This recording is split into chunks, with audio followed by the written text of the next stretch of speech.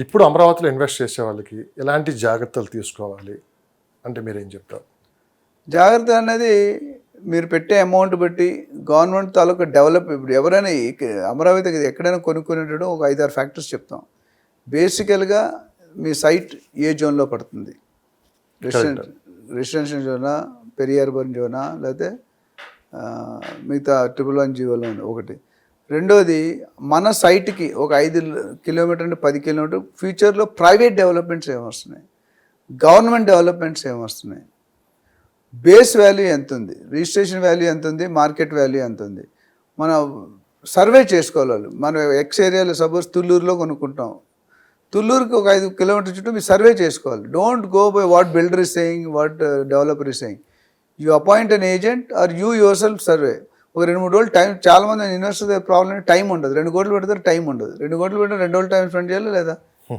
మన డాక్టర్కి 500 కడితే 1 వీక్ పడుకుంటాం, నోరు మూసుకొని పడుకుంటాం 1 వీక్. కానీ ఇక్కడ అలా కాదు కదా. సో సర్వే చేసుకుంటే గత 5 సంవత్సరాలు ఏమి మీకు బేస్ కూడా లేదు. ఇప్పుడు హైదరాబాద్లో బేస్ ఉంది, గత 5 సంవత్సరాలు ఎలా పెరిగింది మనం అక్కడ స్కోప్ లేదు. చంద్రబాబు నాయుడు ఏం పెరిగింది తప్ప ఇప్పుడు లాస్ట్ 5 years ఏం పెరగలేదు కదా. సో ఇవి వెయిట్ చేయాలి. గవర్నమెంట్ ప్లాన్లు ఏమొస్తున్నాయి, వాళ్ళ లేఅవుట్లు ఏమొస్తున్నాయి, డెవలప్మెంట్స్ ఏమొస్తున్నాయి, ఇండస్ట్రీస్ ఏమొస్తున్నాయి, ఎంటర్టైన్మెంట్ ఏమొస్తున్నాయి, ఇలాంటివన్నీ ఎంక్వైరీ చేసుకొని ఒక రీజనబుల్గా 3-4 బిల్డర్స్ని, 3-4 ఏజెంట్స్ని అట్లనే go and find out there plan. మనకి హెచ్ఎండి ఆఫీస్ ఉంది, వాళ్ళు కూడా ఓడానో ఏదో ప్లాన్ ఉంటుంది. ఆ డిపార్ట్మెంట్లో ఇప్పుడు ఇన్నర్ సర్కిల్. ఇప్పుడు చూడండి, మనకి సపోజ్ వికారాబాద్ ముందు మొబిలిటీ వ్యాలీ అని ఉంది. చాలామంది తెలియదు మొబిలిటీ వ్యాలీ. మనం అంతకుముందు ఒక వీడియో చేసాం మొబిలిటీ వ్యాలీ 2400 ఎకరాలు ఆటోమొబైల్ ఇండస్ట్రీ మొబిలిటీ వ్యాలీ అని పెట్టారు. దాని పక్కనే 600 ఎకరాలు ఫుడ్ ప్రాసెసింగ్ జోన్, బాంబినో, బ్రిటాన్ ఇలాంటి ఆల్రెడీ ఒక 50 ఇండస్ట్రీలు సైన్ చేశాయి. అది నియోపాలిస్ కోకాపేట కంటే పెద్ద రోడ్, 300 feet రోడ్. నేను వెళ్ళి చూసా ఫిజికల్గా. That is going to be another Neopolis ఒకప్పుడు. కానీ ఇప్పుడు మార్కెట్లో ఎవరికి తెలియదు. ఏం చేశారు అక్కడ పెద్ద పెద్ద బడాబాబులు, మన పేర్లు రాజకీయ నాయకులు కానీ, ఇండస్ట్రీ స్పెషలిస్ట్ కానీ, సెలబ్రిటీస్ కానీ, స్పోర్ట్స్ స్టార్ కానీ ఆల్రెడీ 1000 ఎకరాలు కొనుక్కున్నారు. ఇది 3000 ఎకరాలు అయితే 30,000 ఎకరాలు ఆల్రెడీ ఎక్వైర్ చేశారు. అది ఎవరికి తెలియదు. Upcoming area. అలాగే ఇప్పుడు అమరావతిలో కొనుక్కోవాలనుకున్నాడు, ఎక్కడైనా కొనుక్కోవాలంటే ఈ నెక్స్ట్ 5 yearsలో ఏం వస్తున్నాయి, ఏం రాబోతున్నాయి అనేది. ఇప్పుడు మన జూ కూడా షిఫ్ట్ చేస్తున్నాడు షాద్నగర్, మీకు ఐడియా ఉంటుంది. ఇప్పుడు జూ ఎంత ఎకరం నాకు తెలిసి 100 ఎకరాల్లో ఉందేమో, 100-110 ఎకరాలు. ఇప్పుడు 1200 ఎకరాలకి 1000 ఎకరాల పైన వెళ్ళిపోతుంది. సిటీలో అంత ప్లేస్ దొరకదు కదా. అండ్ యానిమల్స్ కూడా పొల్యూషన్ ఎక్కువ అయిపోతుంది సిటీలో ఉంటే. సో నేను చెప్పేవంటే, ఒకటి రేట్ చెక్ చేసుకోవాలి, లీగల్ ఒపీనియన్ తీసుకోవాలి, డెవలప్మెంట్స్ కనుక్కోవాలి, గవర్నమెంట్ ప్లానింగ్ ఏంటో కనుక్కోవాలి.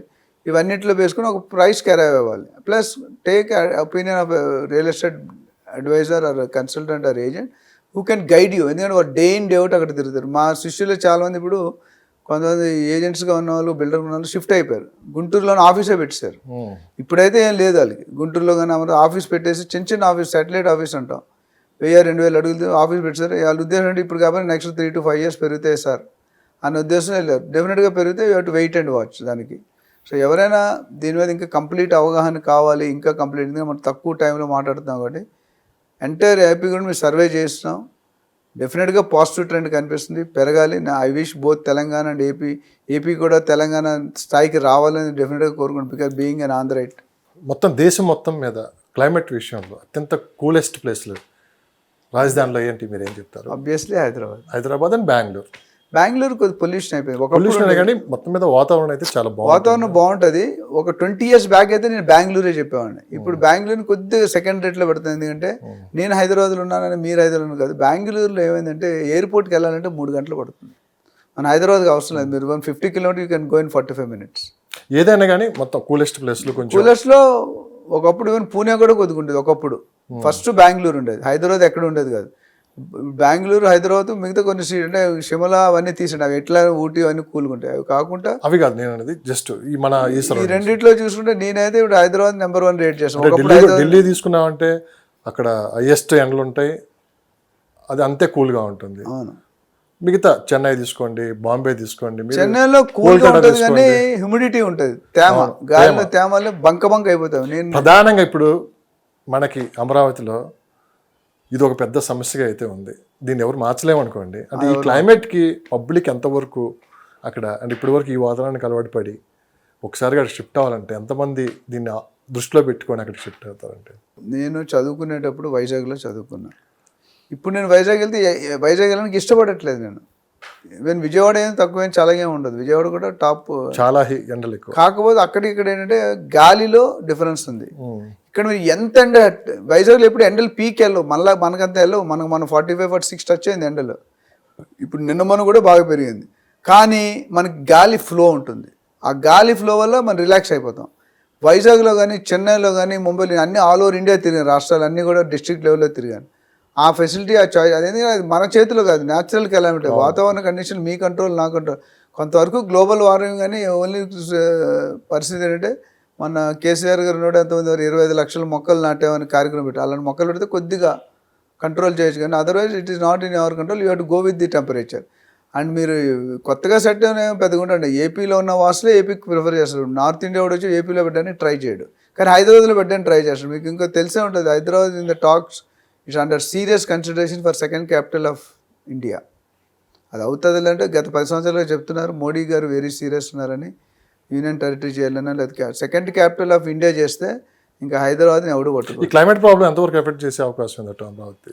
ఉంటుందండి, సమ్ పర్సంటేజ్ అయితే ఉంటుంది. ఎందుకంటే సెటిలర్స్ ఇప్పుడు టెంపరీగా 2-3 సంవత్సరాలు ట్రాన్స్ఫర్ వచ్చిన వాళ్ళకి ఆప్షన్ ఉంటుంది. గవర్నమెంట్ జాబులు ఎస్పెషల్లీ ప్రైవేట్ అంటే ఫిర్ రిక్వైర్, గవర్నమెంట్లో అలా చేయలేరు.